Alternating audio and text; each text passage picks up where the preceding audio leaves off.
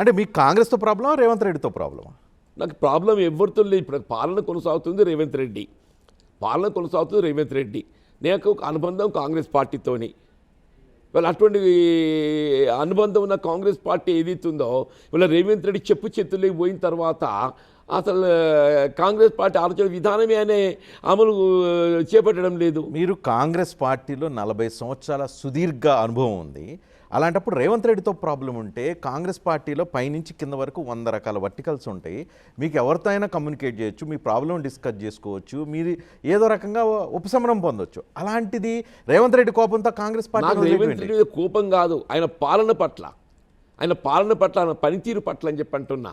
వీళ్ళ బేసిక్ ఏదైతుందో వీళ్ళ మనం రాష్ట్రంలో కాంగ్రెస్ పార్టీ ప్రభుత్వం అధికారం రావటాన్ని కోరటానికి కారణాలు ఏంటి? వీళ్ళ కేసీఆర్ గారు 2 పర్యాయాలు అందించిన పాలన కంటే రైతు సంక్షేమం ఉందే. వారు ఏమన్నారు, మేము రైతుకు పెట్టుబడి సహాయం రైతు బంధు రూపాయన 10,000 చేస్తామని చెప్పాను, అమలు చేసిండు. కాంగ్రెస్ పార్టీ అధికారానికి వస్తే 15,000 చేస్తామని చెప్పానన్న. మీరు 15,000 కాదు కదా, ఉన్న 10,000 అమలు చేయలేకపోతున్నాయని చెప్పి అంటున్నాను. వీళ్ళ రుణమాఫీ ఉందే. ఇవాళ బీఆర్ఎస్ పార్టీ అన్నాడు కేసీఆర్ గారు 1,00,000 రూపాయలు రుణమాఫీ చేసిండు, మేము 2 లక్షల రూపాయలు చేస్తామని చెప్పారన్న. ఇలా 2 లక్షల రూపాయలు చేస్తామని చెప్పి చెప్పింది ఏదైతుందో ఆ 2 లక్షల పరిమితి అనేది 2 లక్షలు పైబడ్డ వారికి కనీసం 2 లక్షల రూపాయల వరకు రుణమాఫీ చేయవలసింది చేయలేకపోయినామని చెప్పి అంటున్నాం. ఇలా ప్రకృతి వైపరీత్యాలతో ఏమైనా పంటలు నష్టపోతే వాళ్ళని ఆదుకోవడం దొరుకుతుందని చెప్పి పేర్కొన్నాం, అది అమలు చేయలేకపోయినాం. ఆ పంటల బీమా పథకం ఊసేలేదని చెప్పి అంటున్నాను. భూమి లేని నిరుపేద రైతాంగం ఎవరైతే ఉంటారో వాళ్ళు కనీసం నెలకు 1,000 రూపాయలు ప్రోత్సాహం పారితోషికం ఇచ్చినట్టయితే సంవత్సరానికి 12,000 రూపాయలు కల్పించగలుగుతామని చెప్పి అనుకున్నాం, అది అమలు చేపట్టలేకపోయినాం. ముఖ్యంగా నిరుద్యోగ యువత అని చెప్పి అంటున్నాను. బేసిక్ వల్ల ఈ రాష్ట్రంలో మార్పుకు ప్రధానం నిరుద్యోగ యువత అని చెప్పి అంటున్నా. స్వయంగా రాహుల్ గాంధీ గారు అశోక్ నగర్ పర్యటించిండ్రే.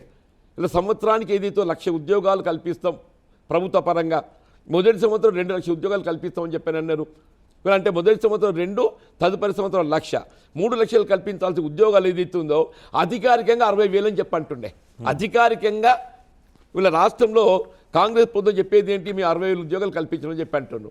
చివరికి కల్పించింది ఎంత, 17,000 అని చెప్పి అంటున్నా.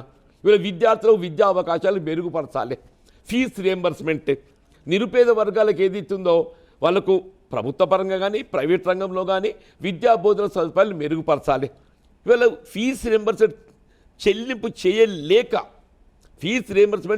చేయలేక చివరికి రాష్ట్ర అత్యున్నత న్యాయస్థానం ఏదైతే ప్రభుత్వం మొట్టికాయలు వేసింది.